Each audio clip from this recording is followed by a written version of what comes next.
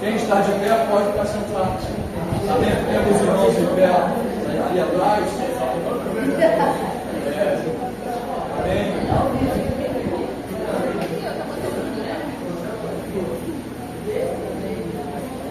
Eu vou ler aqui na minha Bíblia, os irmãos, se quiserem acompanhar na tela. Então, Salmo de número 34 diz assim: servo do Senhor, louvarei ao Senhor em todo o tempo, e o seu louvor estará continuamente na minha boca.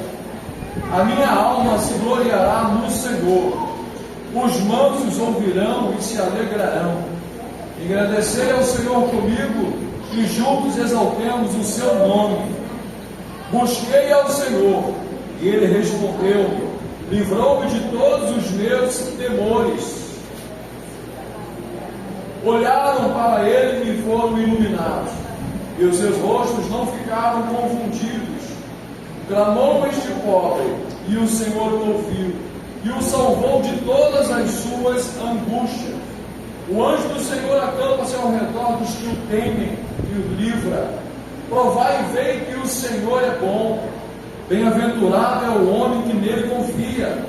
Temei ao Senhor, vós os seus santos, pois não tem falta alguma àqueles que o temem. Os filhos dos leões necessitam e sofrem fome, mas aqueles que buscam ao Senhor de nada têm falta. Vinde, meninos, ouve-me, e eu vos ensinarei o temor do Senhor. Quem é o homem que deseja a vida e que quer largos dias para ver o bem? Guarda a tua língua do mal e os teus lábios de falarem enganosamente. Interessante aqui que Davi está convidando aqueles que desejam a ter vida longa, né? Esses que desejam ter vida longa, Davi está dizendo assim: ó, vinde a mim e eu vou ensinar a vocês o temor do Senhor.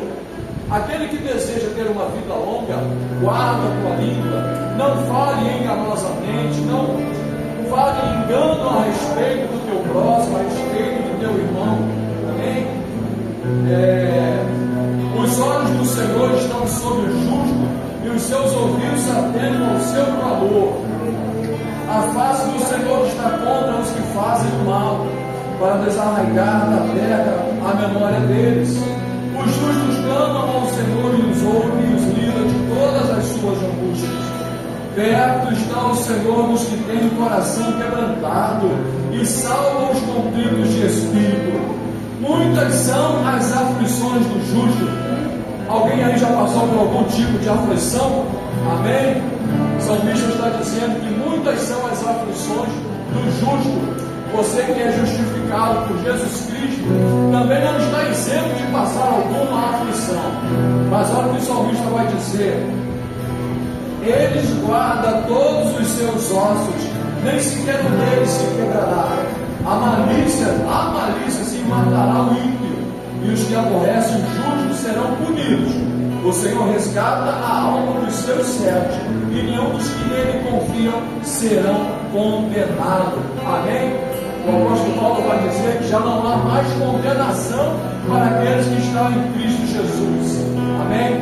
Então nós temos hoje o privilégio, a alegria de estarmos reunidos mais uma vez na casa do Senhor para adorar o seu nome nessa noite. Amém? Eu sei que nesse dia o Senhor nos deu grandes livramentos que muitas vezes nós não chegamos a conhecer, porque o nosso Deus é um Deus que também trabalha no movimento e no silêncio. Então Ele nos deu livramento e pela misericórdia do Senhor nós estamos aqui reunidos nesta noite. Ele é digno do nosso louvor e da nossa adoração. Então eu convido vocês a nessa hora expressar louvores e adoração, assim como fazia o salmista.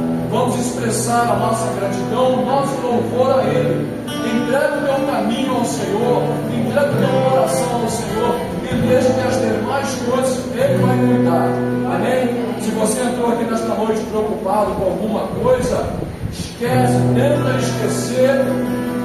Vai adorando ao Senhor, porque eu creio que no decorrer do culto o Senhor vai falar ao teu coração, o Senhor vai trazer o bálsamo, buscar no teu coração nessa noite.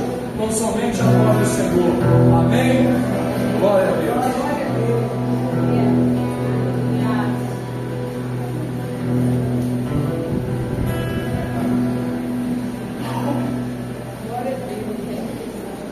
Aleluia. Você pode ficar de pé? Você está feliz essa noite? Ih, foi amém meio xoxa. Você está feliz essa noite? Amém. Aleluia. Quero te convidar com toda a tua alegria. Nós vamos declarar que Ele é o nosso leão de Judá.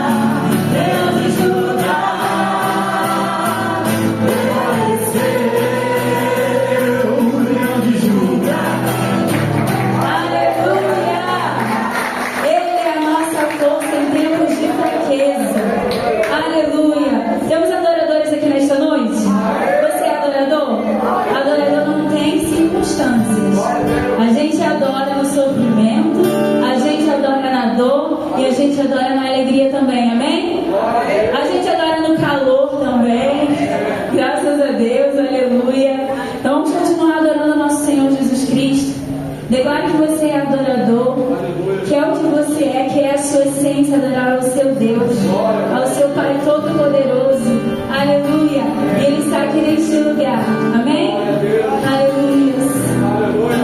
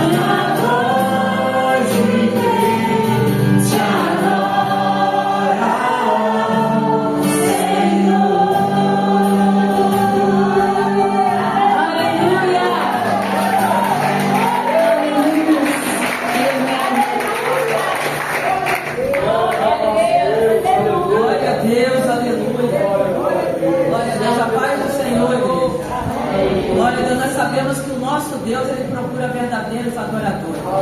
Ele está te vendo na rua, na sua casa, no seu trabalho. Ele está vendo a sua situação.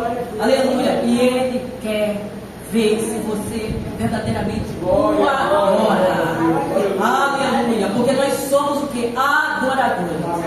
Ele nos chamou para sermos adoradores. Aleluia. O salmista diz no Salmo 100: entrarei por sua porta com gratidão e em seus átrios com hino de louvor.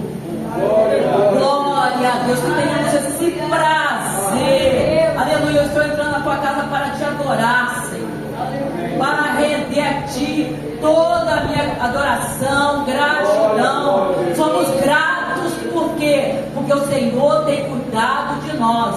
Olha o estado do nosso Rio de Janeiro, olha como está a segurança, mas olha que o nosso Deus é o nosso guarda fiel. Ele tem cuidado de nós, Ele tem cuidado de toda a nossa família. Nós andamos na contramão do mundo. É o Senhor nos conduzindo nessa terra e Ele vai nos guardar todo dia da nossa vida. Glória a Deus, glória a Deus. Que privilégio nós temos esse Deus poderoso, bondoso, que cuida de nós, que cuida dos nossos amados em todo o tempo. E nós vamos aqui nesse momento orar aí. Altíssimo e soberano Deus, Senhor, nós te pedimos perdão pelos nossos pecados, pelas nossas falhas. Que tu venhas, Jesus, nos lavar com teu sangue, Pai. Em nome de Jesus, Espírito de Deus, que tu venha estar nos conduzindo, Pai querido, nesse culto, e que esse culto venha chegar diante de ti como um aroma suave, Pai querido, agradável a ti, ó Pai. Senhor, está aí a tua igreja amada, que tu escolheste, Pai querido. Ó Deus querido, tu sabes a forma que cada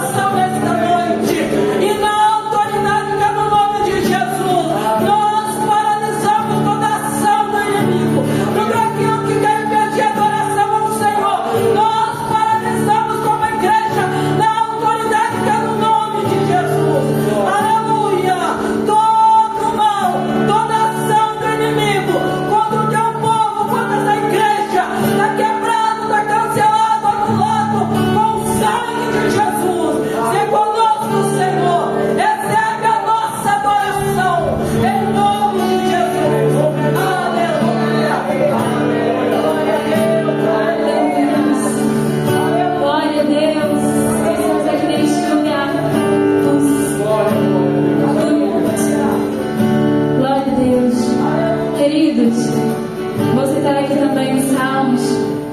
Salmo 117 vai dizer: louvai todas as nações, louvai todos os povos, porque a sua benignidade é grande para conosco e a sua verdade dura para sempre. Amém? Aleluia! Esse Deus Todo-Poderoso está aqui neste lugar. Essa verdade, esse Deus bom, Ele é contigo. Aquele que só tem pensamentos de paz ao seu respeito, Ele é contigo. Aleluia! Aleluia! Paulo e Silas foram presos, mas eles não se renderam, eles não se prostraram àquela prisão. E você também não vai se prostrar. A Bíblia diz que eles cantaram um hino e cadeias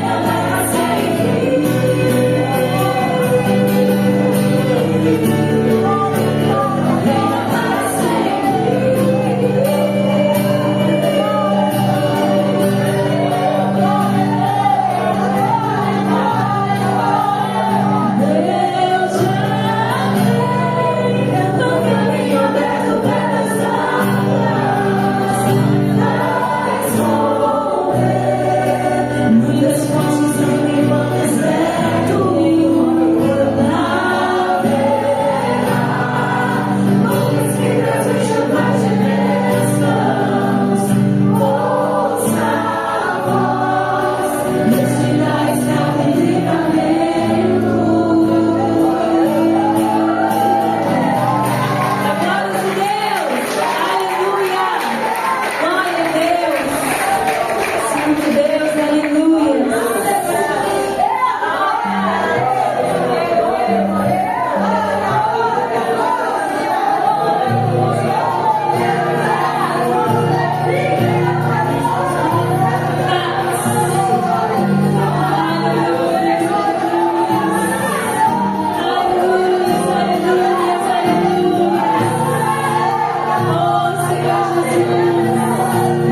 Mas a nossa esperança, Senhor.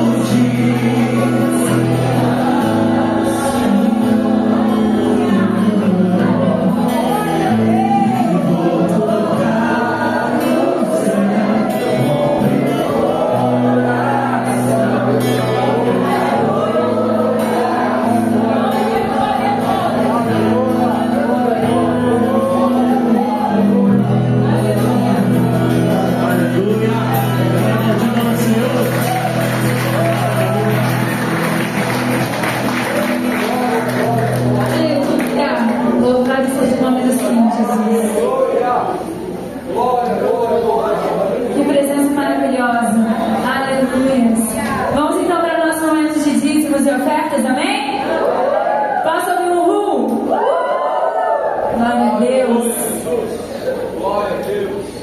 Nosso diácono Felipe. Amém.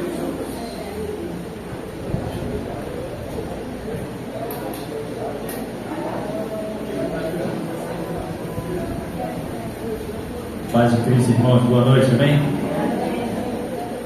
Queria ler um texto rápido,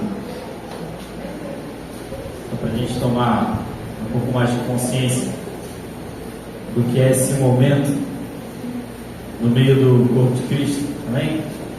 2 Coríntios 8,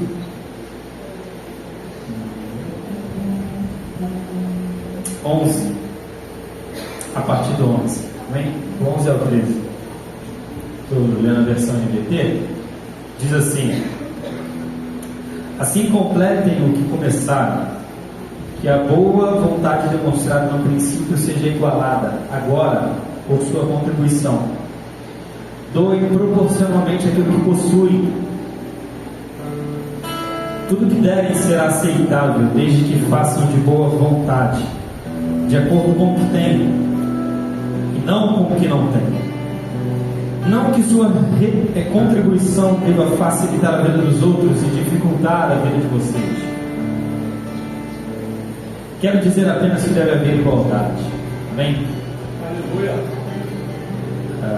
Os parâmetros do Novo Testamento para contribuição dentro da igreja, no capítulo 9, Paulo vai dizer que é aquilo que a gente propuser no nosso coração, de boa vontade, sem força, sem pressão, sem obrigação, com toda a liberdade que o Espírito Santo nos concede. Então, para esse momento, você que já separou sua oferta, ou você que vai separar agora, já pode se levantar. Nós vamos orar por esse momento, mas antes de encerrar essa passagem, eu gostaria de comunicar aos irmãos, vai ser comunicado novamente, mas eu gostaria de reforçar aqui na nossa próxima aula da Escola Bíblica, na terça-feira, nós vamos ter um assunto muito interessante aqui, que a gente vai falar sobre o cristão e o dinheiro. Amém? A gente vai tentar responder aqui algumas coisas, talvez que os irmãos possam levantar de dúvida, mas até que a gente já estudou em cima do assunto e às vezes ficam muitas dúvidas. O que a gente tem que fazer com o nosso dinheiro? Como é que a gente tem que se organizar, né? Às vezes até tem pessoas que podem até perguntar: eu preciso mesmo de organização? Acredite, você precisa. O que a gente tem do relato do Antigo Testamento é que no meio do povo de Israel eles precisavam lidar com 90% das suas finanças. Por quê? Porque 10% eles separavam para poder sustentar os seus irmãos levitas, que não tinham parte nenhuma terra. E naquela época o sustento das pessoas era fruto do campo. Agora, no Novo Testamento a gente não tem uma obrigação ou um valor que você precisa ser cobrado, digamos assim, para sustentar alguém. O Espírito Santo que habitou em você a partir do momento em que ele te converteu é quem ministra no seu coração o quanto você tem que doar, o quanto você tem que entregar, e isso não com medo, com receio de alguma maldição recair sobre você. E em Romanos fala que quem está em Cristo Jesus já não tem mais nenhuma condenação. Esse é um pouco do que a gente vai falar na terça-feira, mas que você saia daqui com essa expectativa, com esse pensamento de que você não vai ser amaldiçoado, mas na verdade é porque você já é abençoado. Você pode compartilhar com outras pessoas, você pode compartilhar com esse local, você pode ajudar a manter as atividades desse lugar. Amém? Então vamos nos levantar, vamos orar rapidinho. Amém? Senhor Jesus, nós te agradecemos. Te agradecemos porque a tua provisão ela permanece nos alcançando dia após dia, mês após mês, ano após ano. Eu sei que podem haver pessoas aqui que possuem um pouco mais de dificuldades do que outras, mas o Senhor permanece fiel nas nossas vidas e nós te agradecemos por isso. Porque o Senhor já nos abençoou com a maior oferta que poderíamos receber. O Senhor doou o seu Filho por nós. Nesse sentido, nós queremos te agradecer, Jesus, por tudo. E tudo que fazemos aqui não alcançará nenhum preço pago pelo Senhor. Mas em gratidão, Deus, nós ofertamos a Ti para a manutenção desse local. Em gratidão, nós ofertamos aqui para que outras vidas sejam abençoadas, meu Deus. Tanto com o alimento espiritual que daqui sai, quanto do físico. Nós te agradecemos por tudo, Jesus. Amém. Pode trazer sua oferta, irmão. Aleluia, glória a Deus.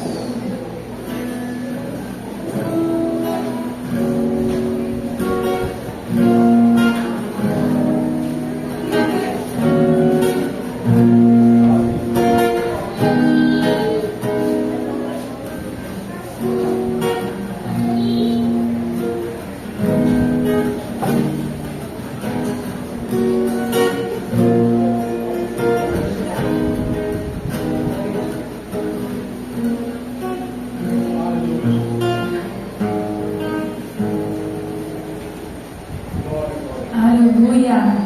Louvado seja o nome do Senhor Jesus. Vamos então para a agenda da semana? Amém?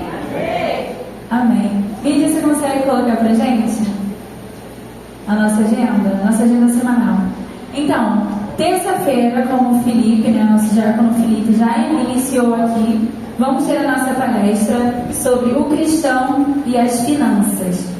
Então, venha fazer parte desse estudo. Nós já vimos aqui que vai ser muito interessante. Nós precisamos mesmo nos organizar, né? E antes disso, nós temos segunda-feira o GECEL, amém? Lá na casa da irmã Maísa, aí vai ser diferente. Vai ser na casa da irmã Maísa, a partir de 5h30. Maísa, tá aí? Levanta a mãozinha.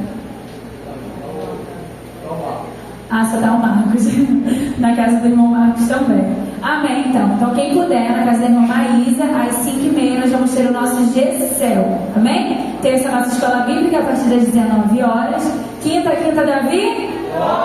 É o nosso curso da vitória. Venha contar o seu testemunho, venha escutar também o testemunho dos irmãos, amém? Sábado nós temos algo diferente, consagração do Ministério de Homens. Pode, mulher? E pode, e deve. Então você, mulher, está super convidada para essa consagração da liderança do Ministério de Homens, amém? Então você que está disponível 9 horas da manhã, passe aqui, vamos estar orando, nos consagrando, né, colocando a nossa família, a nossa vida no altar de Deus, amém? E domingo nosso culto de louvor e adoração e palavra, a partir das 18 horas, amém? E hoje nós temos o quê? Cantina! Que tal um pastel com refri após o culto? Já é. Então, gente, pastel e refri. Caso você queira, na saída. Amém? Amém. Temos visitante nesta noite? Aquele que nos visita pela primeira vez? Primeira vez? Ih, que legal. Vamos olhar para trás, vamos fazer o nosso sinalzinho? Seja muito bem-vinda, viu? É uma família para você pertencer, tá bom? E quem nos visita pela segunda vez? Todos estamos de casa, então. Amém? Faltou terceira vez. Amém, tem ali. Nosso coraçãozinho para ele também, gente.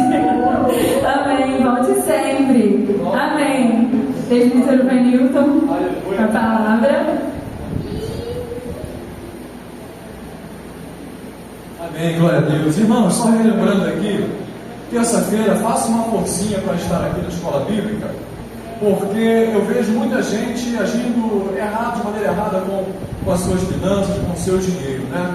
Às vezes a pessoa cita até o versículo que diz: tudo posso naquele que me fortalece, e muitas vezes começa a gastar por conta disso, né? Aí depois começa a pedir socorro ao Senhor, né? Então nós temos que tomar muito cuidado, né? Temos que ser zelosos com aquilo que o Senhor coloca nas nossas mãos. Nós temos que saber administrar, porque nós também vamos dar conta, né, de todas as bênçãos que foi postas sobre as nossas mãos e que muitas vezes nós não sabemos como fazer, né, para administrar aqueles bens que o Senhor coloca sobre nós. Então é importante estar aqui na terça-feira, tá bom? Se você tiver alguma dúvida, traz a sua dúvida, tá bom? Felipe, aí os professores vão tentar nos ajudar também com essa questão aí, tá bom? Aí depois, se de aprender, você vai dizer, eu posso tudo naquele que me fortalece. Mas antes, procure aprender a administrar, tá bom? Para depois não ficar assim, Senhor, apressa-te ao meu socorro. Amém? Glória a Deus por isso. E outra coisa, lembrando, tem as crianças pequeninas aí que vão subir, tá bom? Amém? Os pais, vamos aí subindo. Amém? Glória a Deus, as tias, as professoras que vão estar aí conduzindo. Amém? Glória a Deus. Aleluia. Glória a Deus. Amém. E a respeito da consagração também, irmãos e irmãs, vai ser tudo feito pelos varões, pelos homens, né? Mas nós precisamos também da ajuda das irmãs. As irmãs não vão ficar de fora não, tá? Vocês vão vir e vão estar intercedendo, tá bom? Porque essa primeira consagração vai ser uma consagração de busca pelo batismo com o Espírito Santo. Vai ser uma consagração onde nós vamos clamar pelo batismo e pela presença do Espírito Santo, tá bom? Na vida dos varões, mas as irmãs vão vir e vão estar intercedendo, orando por nós aí, tá bom? Para que o Espírito Santo se manifeste, para que o Espírito Santo possa vir batizar, tá bom? Então nós contamos com as irmãs também, as irmãs não vão ficar de fora não, amém? Vamos chamar aqui o pregador da noite, que é o Vinícius, amém? Ele vai estar trazendo a mensagem do nosso Deus para os nossos corações, e eu peço à igreja que também interceda agora, tá bom? Porque nós não somos plateias, nós queremos ouvir a voz do nosso Deus e precisamos também estar intercedendo. Então levante suas mãos, direcione aqui para o pregador, amém? Querido Deus e eterno Pai, Deus Senhor, aí está o teu filho, Pai, teu servo Deus. Que nesta noite o Senhor está incumbido de trazer a tua palavra aos nossos corações, Deus. Ajuda ele, Senhor, trazendo à memória tudo aquilo que ele já estudou, tudo aquilo que o Senhor já falou com ele, e que seja o teu Espírito a nos conduzir, a conduzir ele nesse lugar. Prepara, Senhor, os nossos corações, o nosso ouvido, que o nosso ouvido a partir de agora seja ouvido espiritual, Senhor. Que possamos ouvir e entender, e que possamos também ser praticantes da tua palavra. Toma o teu servo nas tuas mãos de poder e nos conduza nesta noite mais uma vez, em nome de Jesus Cristo. Amém. Glória a Deus.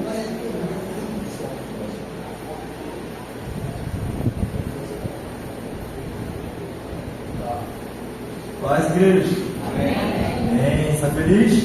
Amém. Aleluia. Não, você pode colocar a imagem do tema do mês? Nós estamos nesse mês falando sobre ser igreja.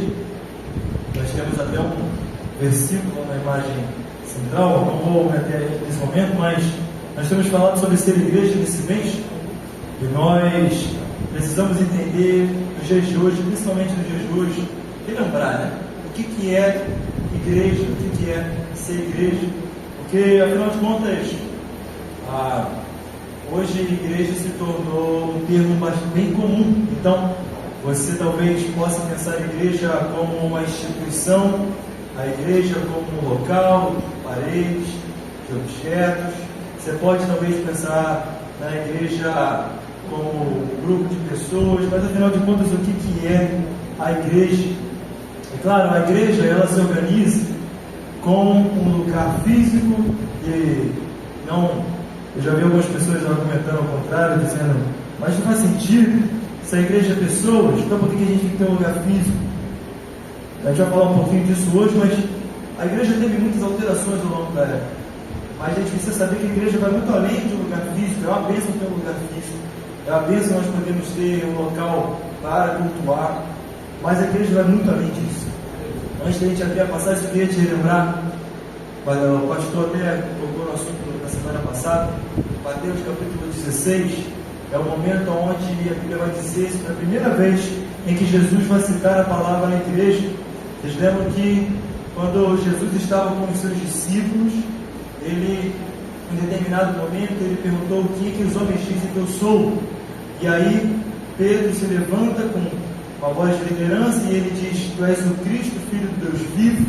E Jesus fala: muito bom, Pedro, porque não foi carne e sangue que te revelou, mas o próprio Pai te disse isso.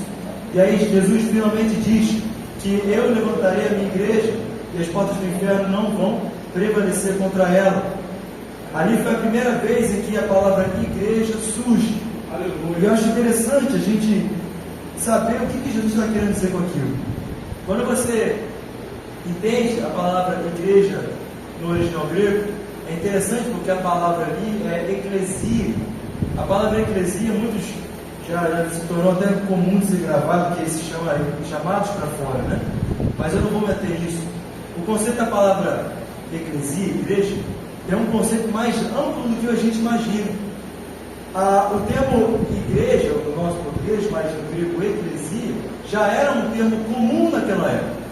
Os romanos, pegando emprestado a palavra, ou até mesmo dos gregos, usavam a palavra eclesia para chamar todo conjunto de pessoas, de uma assembleia. Então, quando havia uma assembleia de pessoas, as pessoas se reuniam para resolver acerca de alguma coisa, eles chamavam aquilo de uma eclesia. E Jesus disse assim: eu também vou ter a minha eclesia. A minha eclesia, diferente do governo romano, que pode ser derrubado por homens, as portas do inferno não apararão. Aleluia, Jesus. A minha eclesia não vai parar. Então daí surge o termo igreja. Jesus estava chamando de igreja o grupo de discípulos, a comunhão dos discípulos, que agora avançaria para pregar o Evangelho.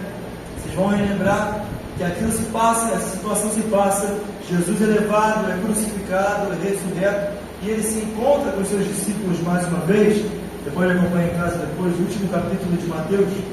Ele se encontra com os discípulos e ele fala com os discípulos a famosa grande comissão, que nós não podemos confundir com uma grande sugestão, mas a grande comissão, que Jesus fala para eles: ide por todo mundo, quem sabe aí, e pregai-o a toda. E ele fala uma coisa depois que a gente quase não lembra: ensinando-vos a guardar tudo que foi ensinado. Isso tem um detalhe muito importante, a gente vai falar disso. Agora sim, eu quero que você abra comigo Atos capítulo 2.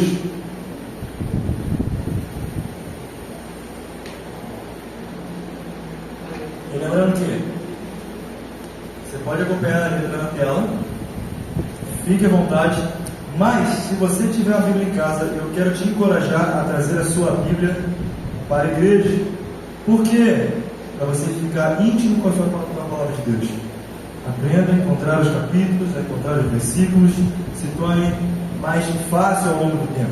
Mas você pode acompanhar na tela, não tem problema nenhum. Atos capítulo 2, nós vamos ler o capítulo inteiro, mas não de uma vez só. A partir do verso 1 até o verso 13, acompanha comigo. Diz assim: no dia de Pentecostes, todos estavam reunidos num só lugar. De repente, veio do céu um som como de um poderoso vendaval e encheu a casa onde todos estavam sentados. Então surgiu algo semelhante a chamas ou línguas de fogo que pousaram sobre cada um deles. Todos ficaram cheios do Espírito Santo e começaram a falar em outras línguas, conforme o Espírito os habilitava. Naquela época, judeus devotos de todas as nações viviam em Jerusalém. Quando ouviram o som das vozes, vieram correndo e ficaram espantados, pois cada um deles ouvia em seu próprio idioma. Muito admirados, exclamavam: como é que isso é possível? Estes homens são todos galileus, e no entanto, cada um de nós os ouve falar em nosso próprio idioma. Estão aqui partos, medos, elamitas, habitantes da Mesopotâmia, da Judéia, da Capadócia, do Ponto, da província da Ásia, da Frígia, da Panfilha, do Egito, das regiões da Líbia, próximas a Cirene, visitantes de Roma, tanto judeus como convertidos ao judaísmo, cretenses e árabes, e todos nós ouvimos essas pessoas falarem em nossa própria língua sobre as coisas maravilhosas que Deus fez. Admirados e perplexos, perguntavam uns aos outros: o que significa isso? Outros, porém, zombavam e diziam: eles estão bêbados. Só até aqui por enquanto. Se você tiver com a Bíblia mantenha ela aberta, a gente vai continuar em Atos capítulo 2. Mas eu quero só te relembrar o que acontece antes de a gente entrar na passagem em si. Talvez a mensagem hoje não seja muito de aplicação pessoal, mas ela seja mais para nós como igreja, como conjunto. Então eu quero que, por favor, ao longo dessa mensagem, você entenda isso como uma mensagem para o corpo, para nós como conjunto, como igreja. Ele vai dizer, principalmente no capítulo 1, que Jesus ele dá uma seguinte ordem para os seus discípulos. Lembra, ele disse a grande comissão, ele disse para os discípulos: vocês vão pregar o Evangelho a toda criatura, em todas as nações, batizando em nome do Pai, do Filho e do Espírito Santo, ensinando-vos a guardar tudo aquilo que vos foi ensinado. E aí, depois, Atos capítulo 1, a Bíblia vai dizer que Jesus falou para eles o seguinte: olha, permaneçam em Jerusalém, até que do alto venha a promessa que vocês precisam aguardar, mas aguardem em Jerusalém, porque depois de Jerusalém, vocês vão sair para pregar Jerusalém, Judéia, Samaria e os confins da terra. E aí, portanto, os discípulos permaneceram aguardando em Jerusalém. Vocês sabem muito bem, aqui nesse contexto, quando fala do Pentecostes, eles estavam reunidos naquela data, reunidos naquele lugar, em oração, aguardando a promessa que Jesus havia nos prometido. E agora, finalmente, a promessa acontecia. O Espírito Santo estava sendo derramado. E agora nós estamos vendo o lançamento ou a aparição oficial, pública da Igreja de Jesus. Aqui é onde começa a história da Igreja de Jesus. Jesus já havia dito para eles a identidade deles como igreja, mas era agora que os homens veriam a Igreja de Jesus caminhando e atuando sobre a terra. Mas uma primeira coisa que a gente precisa prestar muita atenção, e isso tem tudo a ver com ser igreja, é que a igreja, ela não avança, presta atenção nisso. Uma igreja ela não avança devido à capacidade técnica da liderança, à capacidade técnica dos membros, à boa oratória, os bons recursos. Tudo isso é uma bênção, mas a igreja não avança devido a isso. A igreja ela avança devido ao poder do Espírito Santo. A igreja só avança devido ao poder do Espírito Santo. Por que Jesus os mandou ficar ali em Jerusalém até que do alto viesse a promessa? Porque sem a presença do Espírito Santo, a igreja não seria igreja e a igreja não avançaria. Eles não suportariam as investidas contrárias que estavam por vir sem a presença poderosa do Espírito Santo. Não é diferente de nós. Não é diferente de nós. É maravilhoso que hoje nós, vou falar como igreja, é maravilhoso que nós hoje, por exemplo, tenhamos um lugar para congregar, que nós tenhamos recursos, mesmo que muitas vezes limitados, e às vezes menos que limitados.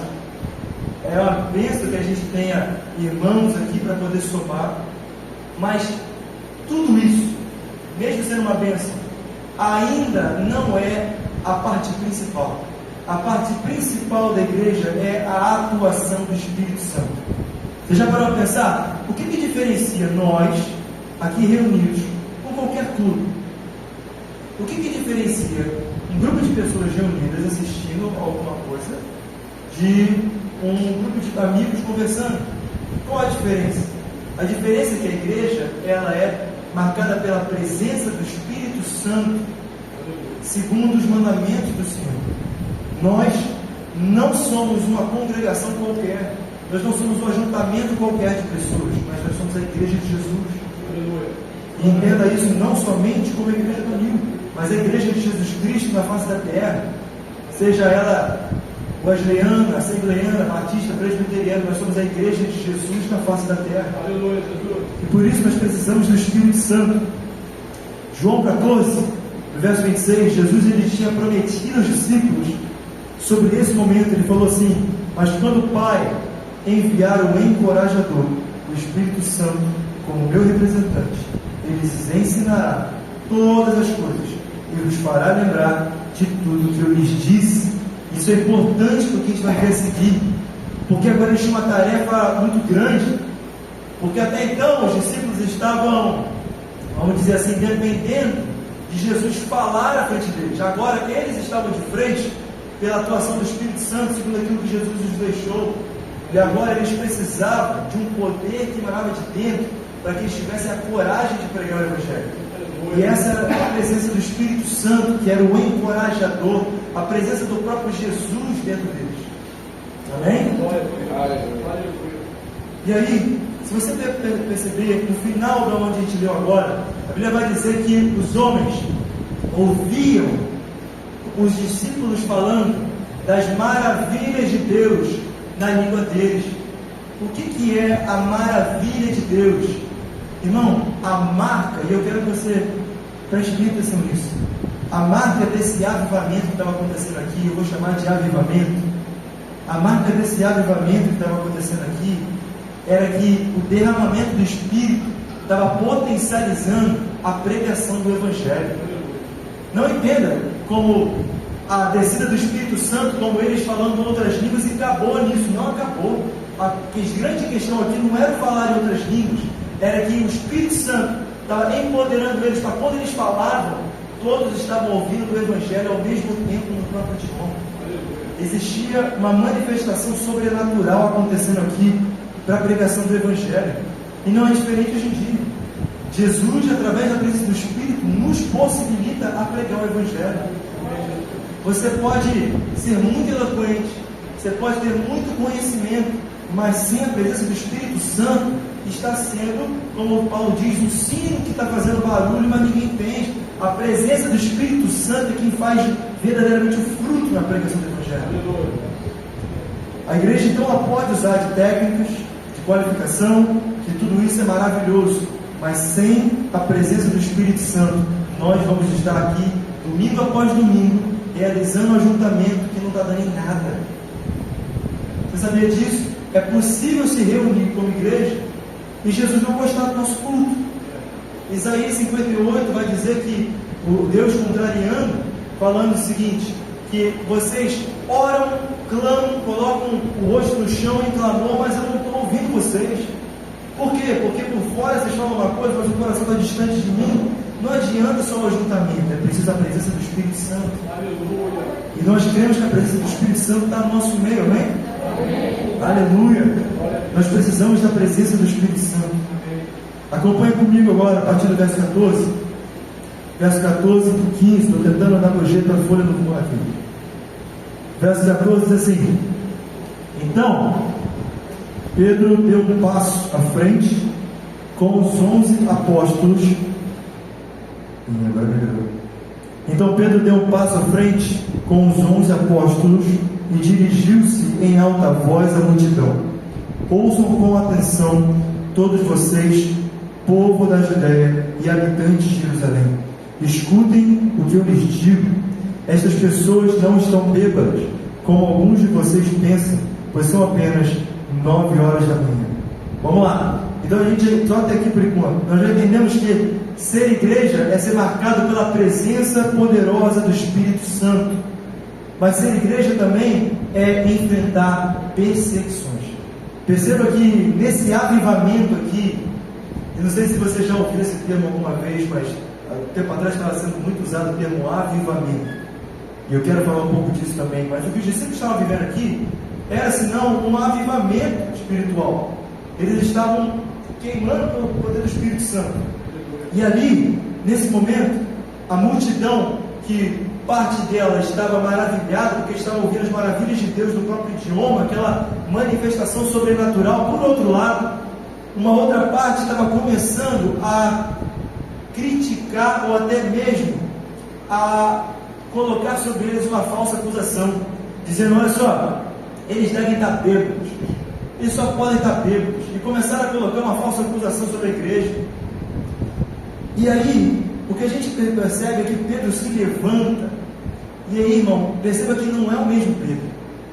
O Pedro que há tempos atrás havia negado Jesus, era impulsivo, agora pelo poder do Espírito Santo estava se levantando, e logo nos versículos que a gente vai ler, vai começar uma pregação poderosíssima, tal qual Estevão, que capítulos depois morre também pregando o Evangelho, pelo poder do Espírito Santo. Mas aí eles começam a sofrer algumas acusações, e a gente precisa entender que não é diferente conosco hoje.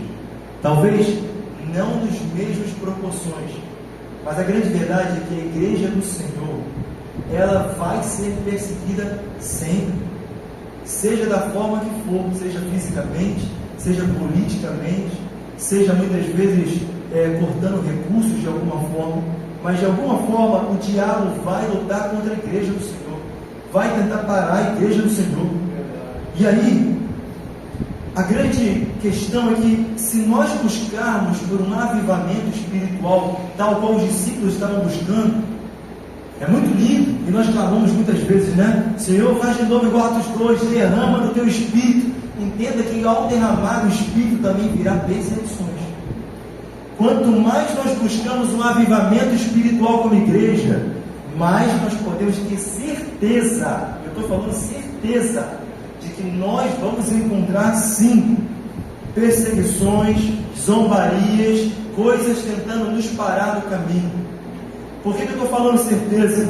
2 Timóteo 3,12, olha o que o apóstolo Paulo diz: sim, todos que desejam ter uma vida de devoção em Cristo Jesus sofrerão perseguições. E é aqui que a gente divide os homens dos meninos, porque Jesus falou isso para os discípulos. Vocês lembram dessa seguinte cena? Os 70 estavam com Jesus e ele fala o seguinte: olha, se vocês quiserem ir embora, a porta está aberta. Se vocês não tiverem nisso de verdade, não quiserem me seguir de verdade, a porta está aberta, pode ir, não estou obrigando vocês. E a Bíblia fala que muitos foram embora realmente, e sobraram os outros. Jesus fala: e vocês não vão embora também?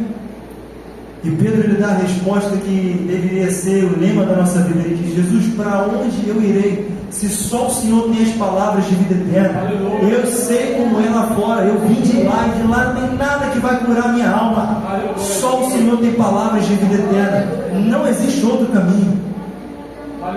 Jesus, Pedro estava aqui confessando: mesmo que venham perseguições, mesmo que venham acusações, eu prefiro estar contigo do que lá de novo. Eu prefiro estar contigo. E a igreja de Jesus, ela muitas vezes vai sofrer perseguições se nós formos cheios do Espírito Santo. Sabe por que eu estou falando isso, irmão? Pensando do ponto de vista do inimigo para com a igreja, uma igreja que está vazia da presença do Espírito, não há necessidade de tentar pará-la, porque ela vai fazer a obra de Deus. Uma igreja que está vazia do Espírito, o diabo não precisa mover um dedo, porque ela não vai fazer a obra de Deus. Muito pelo contrário, uma igreja que estiver vazia da presença do Espírito vai caminhar para um abandono da fé. E nós estamos vendo isso em muitas nações, de igrejas que se tornaram palcos de avivamentos na Europa, hoje se tornaram templos vazios, abandonados, e em muitos lugares já se tornaram uma teologia completamente contrária do que nós acreditamos. O que marca uma igreja que vai seguir em frente é a presença do Espírito Santo. É a presença do Espírito Santo. Mas que, por consequência, também vai acarretar em algumas perseguições. A Bíblia vai contar que, a gente vai falar disso, a pregação de Pedro foi poderosa. E nós vamos ver que quando o Espírito Santo enche a igreja, podem vir perseguições, mas o favor de Deus vem junto. Acompanha comigo, verso 15 até o 41 agora. Vamos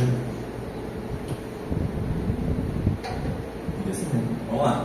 Verso 15 diante. Do 15. Então, estas pessoas não estão bêbadas como alguns de vocês pensam, Pedro pregando agora, pois são apenas 9 horas da manhã. Pelo contrário, o que vocês estão vendo foi predito há tempos pelo profeta Joel. Nos últimos dias, diz Deus, derramarei meu espírito sobre todo tipo de pessoa. Seus filhos e filhas profetizarão, os jovens terão visões, os velhos terão sonhos, e naqueles dias derramarei o meu espírito até mesmo sobre servos e servas, e eles profetizarão. Farei maravilhas em cima do céu e sinais embaixo da terra: sangue, fogo, nuvens de fumaça. O sol se escurecerá e a luz se tornará vermelha como sangue, antes que chegue o grande e glorioso dia do Senhor. Mas todo aquele que invocar o nome do Senhor será salvo. Deixa eu abrir um parênteses antes de a gente continuar isso aqui. Alguns teólogos entendem que, assim como Pedro está dizendo, mas existe uma interpretação um pouquinho diferente, de que Pedro está dizendo que essa profecia de Joel lá atrás estava se cumprindo plenamente nesse momento. Porém, muitos entendem um pouco diferente, eu entendo por esse lado, é que parte dessa profecia estava se cumprindo agora, que é justamente no início, que está dizendo: os filhos vão profetizar, os filhos profetizarão. Era o que estava acontecendo, um avivamento poderoso estava acontecendo. Eles estavam profetizando, pregando o evangelho, falando em outras línguas. Porém, o verso continua dizendo que Joel tinha profetizado que o sol escureceria, a luz tornaria vermelha. Nós não estamos vendo isso acontecendo aqui. Então podemos entender que é uma profecia para os últimos dias anterior à volta de Jesus. E eu creio dessa forma, que antes da poderosa volta de Jesus, haverá um avivamento espiritual no meio da igreja. Haverá um avivamento espiritual no meio do povo de Deus de novo. Um avivamento maior do que aquilo que nós estamos acostumados a ver. Mas continuando, a partir do verso 22, Pedro vai dizer: povo de Israel, escute, Deus aprovou publicamente Jesus, o Nazareno, ao realizar milagres, maravilhas e sinais por meio dele, como vocês bem sabem. Ele foi entregue conforme o plano pré-estabelecido por Deus e seu conhecimento prévio daquilo que aconteceria. Com a ajuda de gentios que desconheciam a lei, vocês o pregaram na cruz e o mataram, mas Deus o ressuscitou, libertando-o dos horrores da morte, pois ela não pôde mantê-lo sob o seu domínio. Você pode repetir comigo o verso 25? Mas Deus o ressuscitou, libertando-o dos horrores da morte, pois ela não pôde mantê-lo sob o seu domínio. Aleluia. A respeito dele, disse o rei Davi: vejo que o Senhor está sempre comigo, não serei abalado, pois ele está à minha direita. Não é de admirar que o meu coração esteja alegre e que a minha língua o louve. Meu corpo repousa em esperança, pois tu não deixarás minha alma entre os mortos, nem permitirás que o teu santo apodreça no túmulo. Tu me mostraste o caminho da vida e me encherás com a alegria da tua presença. Irmãos, permitam-me dizer com toda a convicção que o patriarca Davi não estava se referindo a si mesmo, pois ele morreu e foi sepultado, e seu túmulo ainda está aqui entre nós. Mas ele era profeta e sabia que Deus havia prometido sob juramento que um dos seus descendentes se sentaria em seu trono. Deixa eu abrir um parênteses, você lembre disso. A Bíblia vai dizer que quando Davi foi levantado ao trono, foi profetizado sobre ele dizendo: a sua descendência permanecerá sobre o trono. E ali não estava falando somente sobre o filho de Davi, sobre o neto de Davi, mas estava apontando para o Cristo Jesus, da descendência, da linhagem de Davi, que se assentaria sobre o trono para sempre e todo sempre. E aqui Pedro está dizendo: Davi não era só rei, Davi era profeta, e ele estava apontando para Jesus. Davi estava olhando para o futuro e falando da ressurreição do Cristo, que não foi deixado entre os mortos, nem seu corpo apodreceu no túmulo. No verso 32, foi esse Jesus que Deus ressuscitou, e todos nós somos testemunhas disso. Ele foi exaltado ao lugar de honra à direita de Deus, e conforme havia prometido, o Pai lhe deu o Espírito Santo que ele derramou sobre nós, como vocês estão vendo e ouvindo hoje. Pois Davi não subiu ao céu, e no entanto disse: o Senhor disse ao meu Senhor: senta-se no lugar de honra à minha direita, até que eu humilhe seus inimigos e os ponha debaixo dos seus pés. Portanto, saibam com toda certeza, todos em Israel, que a esse Jesus que vocês crucificaram, Deus fez Senhor e Cristo. As palavras partiram o coração do que os ouviram. E eles perguntaram a Pedro e aos outros apóstolos: irmãos, o que devemos fazer? E Pedro respondeu: vocês devem se arrepender para pedir perdão dos seus pecados, e cada um deve ser batizado em nome de Jesus Cristo.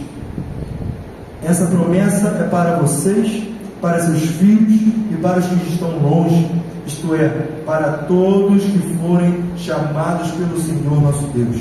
Pedro continuou a pregar, advertindo com insistência aos seus ouvintes: salvem-se desta geração corrompida.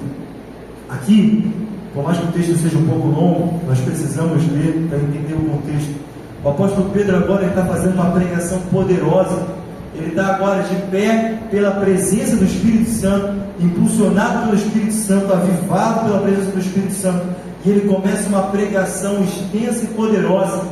Pedro aqui faz no mínimo 3 referências completas na palavra de Deus do Antigo Testamento. E eu gosto de perceber que no Novo Testamento, quando você vê os apóstolos sendo cheios do Espírito Santo, você vê a pregação do Evangelho sendo impulsionada. Estevão, A Bíblia vai dizer, em Atos capítulo 7, que quando Estevão ele foi confrontado por aqueles que estavam colocando falsas acusações sobre ele foi cheio do Espírito Santo. E qual foi a marca de Estevão ser cheio do Espírito Santo? Não é que ele começou a correr pelo lugar, não. Ele começou a pregar o Evangelho de maneira poderosa, sem medo. Ele expôs praticamente todo o Antigo Testamento. E eu quero te relembrar que Deus quer que você pregue o Evangelho. Deus quer que você pregue o Evangelho. Se você tem o Espírito Santo está te impulsionando a pregar o Evangelho. Pedro ele começa a pregar com toda a ousadia possível. Aquele Pedro que antes tinha negado Jesus, agora ele está de pé pregando para uma multidão. E a Bíblia vai dizer que 3.000 almas se converteram. 3.000. Você consegue imaginar o que é 3.000 num tempo que não tinha rede social, não tinha microfone, não tinha internet, não tinha live, não tinha culto? Era na rua. E a pregação dele, baseada no Evangelho, cheio do Espírito Santo, convenceu 3.000 corações. E sabe por que a gente consegue saber que é 3.000? Como que eles sabiam? Como é que eles contaram? Porque provavelmente cada um daqueles homens se batizou logo depois. Irmãos, um avivamento está acontecendo aqui. 3.000 pessoas se converteram num dia só, foram batizadas num dia só, por causa da pregação do Evangelho. É poderoso demais saber isso. O poder da pregação não estava em Pedro. O poder da pregação não estava nos discípulos. Eu quero falar isso para nós como igreja hoje. O poder da pregação não está nunca no pregador. Eu estou falando isso porque talvez muitos de nós vivemos a nossa caminhada cristã extremamente dependente daquilo que o pregador ou o pastor está fazendo. Se ele não pregar, eu não tenho conhecimento de nada.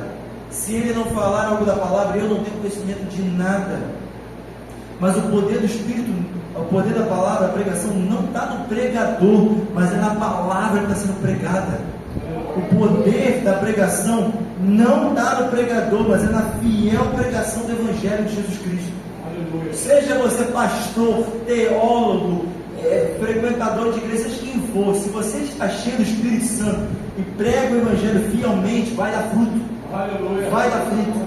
E eu não estou dizendo aqui que não tem que ter pastores ou pregadores, muito pelo contrário. O apóstolo Paulo chega a dizer que existe uma certa diferença entre os irmãos da comunidade nesse sentido. Alguns são levantados para colocações de liderança. Amém? Glória a Deus. O que eu estou me referindo aqui é a pregação do Evangelho é por parte do corpo de Jesus. Todos nós podemos pregar o Evangelho, todos nós. A pregação do Evangelho, então, não está baseada no pregador, mas ela está baseada na verdadeira e fiel pregação da palavra de Deus, irmão. É maravilhoso saber disso. Sabe por quê? Eu não sei se quantos aqui, alguma vez na vida, já tiveram a oportunidade de falar na igreja, pregaram, ou mesmo que deram uma leve, uma rápida oportunidade. Não sei se você já, alguma vez na vida, já levou a palavra na tua igreja, mas eu vou confessar uma coisa aqui, que só quem prega vai saber disso. Vou etiquetar aquilo aí agora.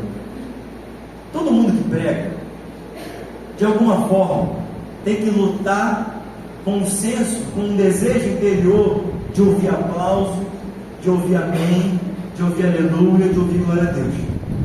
Todo mundo que prega, quem disser que não, ou é muito maduro, ou é mentiroso. Fica desejoso por ouvir a igreja reagindo. Mas a grande verdade é que a gente não precisa disso. A grande verdade é que a gente não precisa disso. O que nós precisamos de verdade é a pregação do Evangelho sendo feita. E aí, irmão, as pessoas podem reagir ou podem não reagir. Quando a pregação do Evangelho é fiel, o Espírito Santo vai dar o fruto. Vai dar o fruto. E para você que é pregador, para você que prega, ou se você tiver uma oportunidade futura daqui para frente, coloque isso no teu coração. Não depende de você, fica tranquilo. Não depende de você, não se trata de você. Por outro lado, com certeza, se capacite, melhore, prepare o sermão. Aliás, na última terça-feira nós vamos ter aqui um rápido seminário sobre como preparar um sermão. Se você quer pregar o Evangelho, eu quero te convidar a estar aqui na última terça-feira desse mês. Vai estar aqui o pastor. Deixa eu saber agora. Pastor, conhecido como pastor também, mas um homem de Deus já esteve aqui antes. E ele vai ensinar aqui como construir um esboço, como construir um sermão. E isso é extremamente útil para nós. Não é, pastor? Rufino, é isso mesmo. E ele vai estar aqui ensinando para a gente como construir um sermão. E eu quero te incentivar a isso. Porém, perceba o seguinte: o fruto quem dá é o Espírito Santo, através do pregador, mas que é no final pela santa pregação da palavra de Deus. A história vai contar, eu estava revendo isso nessa semana, a história vai contar que no século XVIII, na Inglaterra, algo extremamente poderoso aconteceu. Quando a gente fala de avivamento espiritual, eu não sei o quanto os irmãos já ouviram falar sobre isso. Ao longo da história, depois da morte dos discípulos, houveram em vários lugares da terra o que hoje os teólogos, estudantes da história da igreja, chamam de avivamentos, que foram lugares onde a presença de Deus foi derramada de uma maneira tão abundante que cidades inteiras foram tomadas. No século XVIII, na Inglaterra, eu não vou te dar uma longa explicação, senão vai ficar muito cansativo, mas no século XVIII, na Inglaterra, após o que se chama de iluminismo, o povo, a nação inglesa já não era mais admirada pelo desejo ou pela manifestação do Espírito Santo. Muito pelo contrário, existiam igrejas, existiam congregações, porém existia uma marca muito comum naquela época, é que as pregações, as igrejas eram tão frias, mas tão frias, que até um escritor da época chegou a citar dizendo que a pregação de um pastor inglês era tão gelada e tão fria que parecia a leitura de um papel. Não se tinha mais essa emoção na pregação do Evangelho. E por outro lado, do lado de fora, as pessoas não queriam mais saber de Deus. Então, a Inglaterra no século XVIII era um lugar que parecia que não tinha jeito para Deus, não tinha jeito para ninguém fazer nada. Não vai acontecer nada, esse povo uma hora vai apostatar da fé e vai morrer. Era um lugar extremamente, aparentemente infrutífero para um avivamento. Só que a história vai contar que dois homens começaram a sentir um incômodo, um santo incômodo no coração, por ver a Inglaterra mudando completamente. O nome deles era John Wesley e George Whitefield. John Wesley, você já deve ter ligado o nome, né? Wesley Wesley. Uma vez me perguntaram se Wesley era de Wesley Safadão, acredito. Graças a Deus não é. Graças a Deus não é. Mas John Wesley e George Whitefield, eles começaram reuniões de oração e eles começaram a buscar por um avivamento na Inglaterra em oração. A história é muito longa, mas eu quero te resumir o seguinte: que através daquelas reuniões de oração, eles começaram a ser impulsionados pela presença do Espírito Santo a pregar. Só que diferente dos pastores daquela época, esses dois tinham um arder tão grande no coração deles, que a história conta que quando eles pregavam, eles costumavam abrir os braços e aumentar a voz. E os pastores da época começaram a dizer: eu não quero esses caras na minha igreja não. E começaram a expulsar eles do meio da igreja. E o que acontecia? A pregação do Evangelho parou? Não. Eles foram pregar nos cemitérios, foram pregar nas praças, foram pregar nas ruas, aonde tivesse gente eles pregavam. E a história vai contar que a Inglaterra, um país inteiro, foi transformado pela pregação do Evangelho. O país inteiro foi avivado espiritualmente pela pregação do Evangelho, que começou com 2 pessoas. John Wesley tem uma frase muito famosa que ele diz assim: me dê 100 homens, me dê 10 homens, na verdade, que temam somente a Deus e fujam do pecado, e nós transformaremos essa nação. E assim aconteceu. A nação inglesa foi avivada pelo desejo do coração que clamava em oração. Glória a Deus. Eu queria te incentivar, porque não é diferente de nós como igreja. Se nós nos unimos em oração como igreja, mesmo na sua casa, ore mais uma vez. Jesus faz de novo no nosso meio, derrama mais uma vez o movimento do teu Espírito, derrama mais uma vez um desejo no nosso coração, para que no nome de Jesus o Evangelho seja pregado, para que Carneiro Azul seja mudada, para que a Avenida das Lagoas seja alterada, para que Jacarepaguá seja mudado, que o Rio de Janeiro seja transformado pela presença poderosa precisamos orar isso. Faz de novo, Jesus. Faz de novo. A marca da igreja de Jesus é a presença poderosa do Espírito Santo, perseguição também por consequência disso, mas também a pregação do Evangelho. Quero te convidar agora, do verso 42 ao verso 47, a última parte. Nós vamos ver agora marcas principais da igreja do primeiro século. Capítulo 2, do 42 até o 47 agora. Que diz assim: todos se dedicavam de coração ao ensino dos apóstolos, à comunhão, ao partir do pão e à oração. Olha só, presta bem atenção nisso. E todos se dedicavam de coração ao ensino dos apóstolos, à comunhão e ao partir do pão e à oração. Depois então de Pedro ter pregado o Evangelho de maneira poderosa, 3.000 pessoas terem sido convertidas, batizadas, a igreja, que antes era um grupo desse tamanho de pessoas, agora era uma multidão muito grande. Perceba o crescimento da igreja agora. A gente está falando de 12 pessoas que se transformaram em 100 e poucas pessoas, que agora eram mais de 3.000. E o movimento, o derramamento do Espírito Santo foi tão intenso que no capítulo 4, 5, 6, a Bíblia já não trata mais de era acrescentado almas. Já começa a dizer, e era multiplicado a multidão dos que criam. Aleluia. E aí, como era a rotina dessa igreja avivada? Isso me chama muita atenção. Como que era a rotina de uma igreja que estava vivendo um avivamento? 3.000 pessoas convertidas, e era muita gente aceitando Jesus. Como era a rotina dessa igreja avivada? Eles se encontravam e todos se dedicavam de coração ao ensino dos apóstolos, à comunhão, o partir do pão e as orações. O ensino dos apóstolos aqui, eu não vou me demorar, mas o ensino dos apóstolos era algo extremamente poderoso. Nós estamos inclusos na mesma coisa. O que é isso? Eles estavam enfrentando muitas perseguições. Perceba, até então eram acusações faladas, mas começa a se tornar físico depois de um tempo. Eles estavam enfrentando diversas perseguições, mas tinha um perigo ainda maior do que a perseguição física. Porque a perseguição física, pela perseguição, mataram Estevão fisicamente, mas ele morreu até o fim fiel. Mas tinha um problema, existia um perigo que era até pior do que a perseguição física, que era os falsos ensinos entrando no meio da igreja. O que é isso? Quando falsos ensinos, falsas deturpações do Evangelho começam a entrar no meio da igreja de Jesus, é como um poderoso estrago que vai matando a igreja de dentro para fora.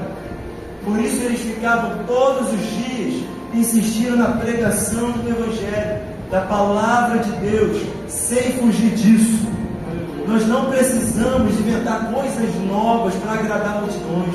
Não precisamos inventar uma nova forma de falar para agradar. Nós não precisamos criar um novo Evangelho para agradar multidões. Precisamos do Evangelho de Jesus como ele é.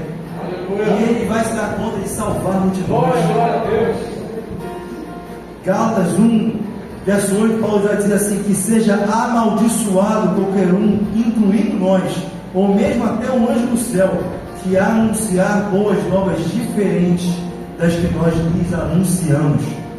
Qualquer um que pregue o Evangelho diferente daquilo que nós conhecemos como verdadeiro Evangelho, como ele diz, que seja anátema. Não precisamos disso. O Evangelho é suficiente para nós. Aleluia. E eles permaneciam também na comunhão. Comunhão significa no original koinonia. E essa palavra diz muito mais do que só comunhão. Mas a palavra comunhão significa compartilhamento de vida.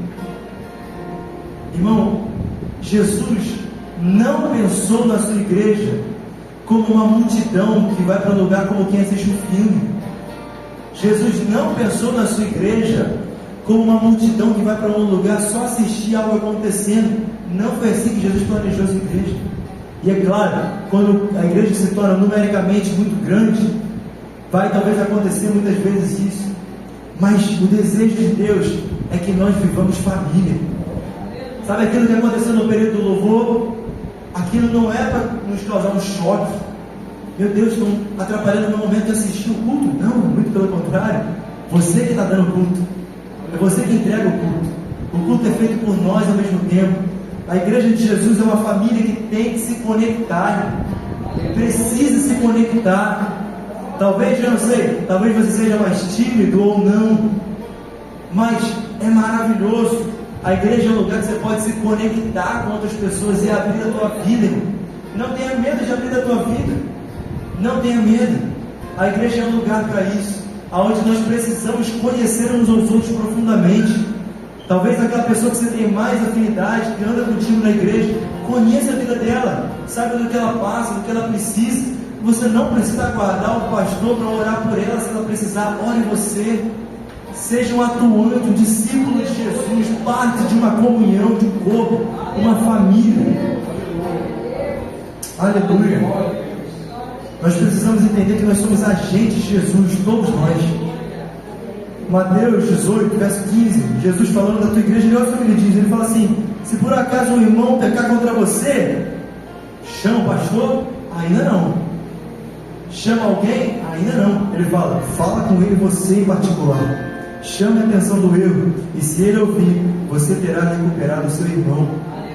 Jesus está falando, na minha eclesia, na minha comunidade, na minha igreja, você precisa se comunicar com seus irmãos e lidar com as suas dificuldades, lidar com os seus problemas. E sabe o que isso significa? Quando cada um de nós conhece o Evangelho, conhece a palavra de Deus, cresce na palavra de Deus, você vai ter capacidade de aconselhar o teu irmão. Você vai ter capacidade de dar uma palavra de Deus para o teu irmão. Você vai ter capacidade até mesmo de corrigi-lo em amor. É o nosso papel. É o nosso papel. Nós podemos viver em comunhão com a igreja. E ele termina falando que eles viviam em oração. Charles Spurgeon, famoso pregador, ele tem uma frase que diz: a distância entre o problema e a solução é a distância entre o joelho e o chão. Quanto mais nós clamamos como igreja, mais nós veremos a manifestação poderosa do Espírito Santo. Você pode ficar de pé?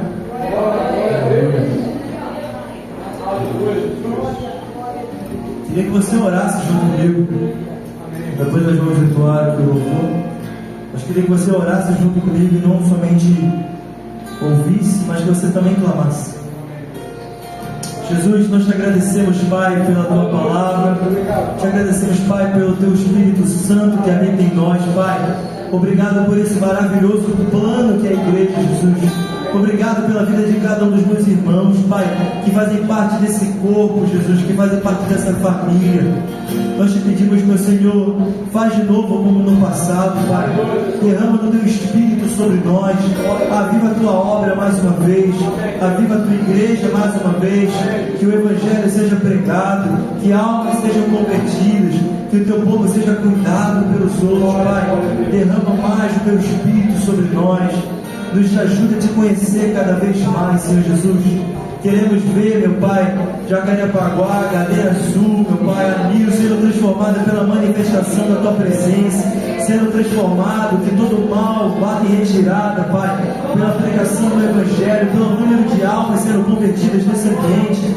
Que no nome de Jesus o Senhor possa levantar cada igreja nesse lugar, nessa comunidade, a pregar o Evangelho corajosamente, Pai. E que no nome de Jesus possamos ver uma grande colheita de almas em nosso meio. Que o ano de 2025 seja o ano onde veremos um avivamento no meio do Teu povo, Pai. Assim nós declaramos no nome de Jesus. Amém. Glória, glória, Ele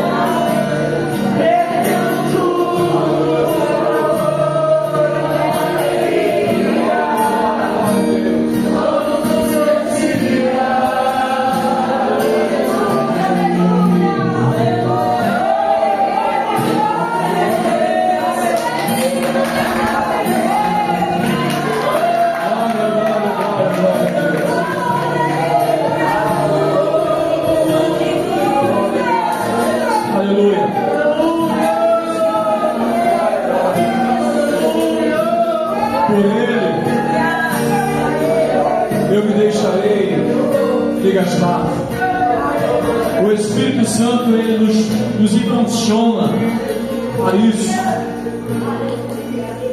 O Espírito Santo,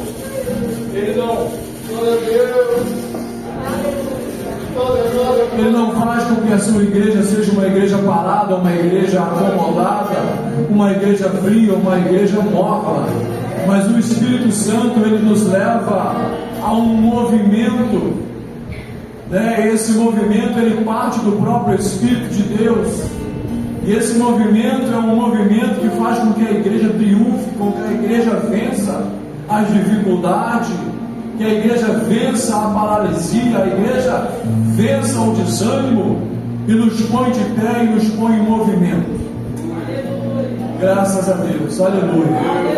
Ontem eu tive uma alegria muito grande, porque de frente da minha janela, nós temos uma praça, e ontem ali 3 igrejas se reuniram, se juntaram para fazer um culto ao ar livre ali naquela noite, e foi uma bênção,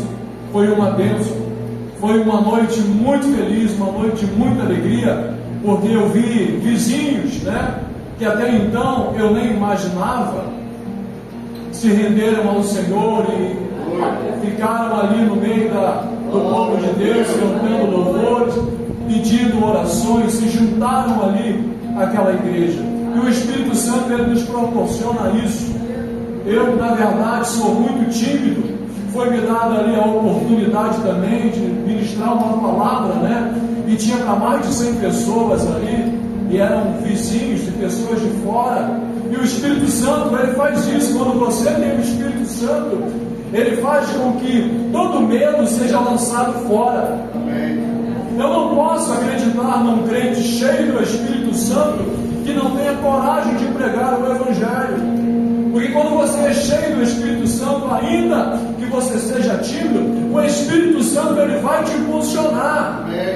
Talvez você não pregue numa praça para 100 pessoas, 500 pessoas, mas você pregue para 1 ou 2 ou 3, aonde ele te levar. É nisso que nós, como igreja, precisamos estar despertados.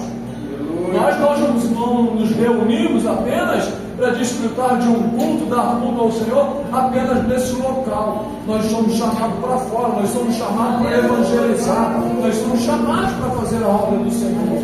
E é nisso que nós temos que nos dispor. Amém? Glória a Deus. Nós já estamos terminando. Essa semana teve alguns irmãos e irmãs que fizeram aniversários, mas eu acho que os aniversariantes não estão aqui nesta noite, estão? Amém? Quem aniversariou nessa semana? E que está aqui para a gente orar? A Larissa não veio. A Larissa não veio, Amém. Amém? Fernando também não veio. Amém? Então nós vamos encerrar. Eu tinha visto a missionária de Leia aqui, cadê ela? Ela foi arrebatada já tão cedo, tadinha.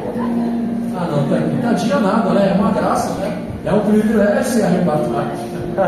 Mas ainda não foi dessa vez, missionário? Vamos esperar mais um pouco. Permaneça em Jerusalém. Permaneça esperando. Aleluia, comunidade da igreja com a paz do Senhor Jesus. Aleluia. Você recebeu nessa noite, aleluias, O Espírito Santo de Deus, ele ainda está na casa. Aleluia. Se você não recebeu, é porque você estava desligado daquilo que foi falado nessa noite, neste lugar. Aleluia. Soberano Pai, Deus Santo e Poderoso, obrigada, Senhor, pelo teu movimento nessa noite, neste lugar. Obrigada, Senhor, pela tua presença, Deus Santo. Obrigada, Senhor, por ter usado o teu Filho, Senhor, para transmitir a tua palavra nos nossos corações, pois estava necessitando de ouvir, Senhor, da parte de ti, ó Pai. Tudo que foi falado nessa noite, nós recebemos, ó Deus Santo e Deus maravilhoso. Pai, Senhor, neste momento nós iremos retornar aos nossos lares, Senhor, e nós pedimos, Espírito Santo, esteja conosco, nos leve com a tua segurança, nos guarda, nos livra, nos proteja, Senhor, o caminho dos nossos lares, ó Pai. Nos leva com a tua segurança protetora, Pai. Ah, Deus Santo, Deus amado, nós somos, ó Deus, o teu povo, Senhor. Deus amado, Deus querido, que o Senhor esteja conosco, não só no retorno do nosso lar, mas toda essa semana, Paizinho. Que o Senhor continua falando conosco, que o Senhor continua ministrando na nossa vida, Pai, e que nós estejamos atentos para ouvir a tua voz. Continua conosco nos nossos lares, no nosso trabalho, por onde nós passarmos, que a tua presença ela seja real e notória em nossa vida, para que eles que olhar para nós possamos sentir a tua presença, Paizinho. Deus Santo, em nome de Jesus, nós te pedimos nessa noite, continua conosco, Espírito Santo, em nome de Jesus. Aleluia. Glória a Jesus. Aleluia. Antes de encerrar, tem alguém ali que ainda não faz parte do corpo de Cristo e que deseja fazer parte, que deseja aceitar Jesus Cristo como seu único e suficiente Salvador? Amém? Antes de encerrar, se alguém tiver esse desejo, já que não é por força nem por violência, mas é o Espírito Santo quem convence, tá? Você não é obrigado, é se você deseja de fato. Amém? Ou então deseja se reconciliar nessa noite com Jesus, você tenha liberdade, fique à vontade. Amém? Glória a Deus. Eu quero, antes de terminar esse culto, mandar um abraço para o pastor Rodélia, da irmã Denise, Daniel, né? Que estão aí desfrutando de um descanso merecido. Também o nosso presbítero Severino, a nossa irmã Kátia, o Nicolas, que com certeza estão aí vendo esse culto, ou vão ver logo mais pela internet. Pastor, presbítero, um abraço e um bom descanso para vocês, em nome de Jesus. Amém? Então não tem ninguém? Então nós vamos encerrar, em nome de Jesus. Mas olha que o Espírito Santo está te dando a oportunidade. Não desperdice a oportunidade que Deus te dá. Então vamos lá, o nosso lema da noite, da nossa igreja: amar, servir, compartilhar e frutificar. Não só aqui, mas lá fora também. Amém. Glória a Deus.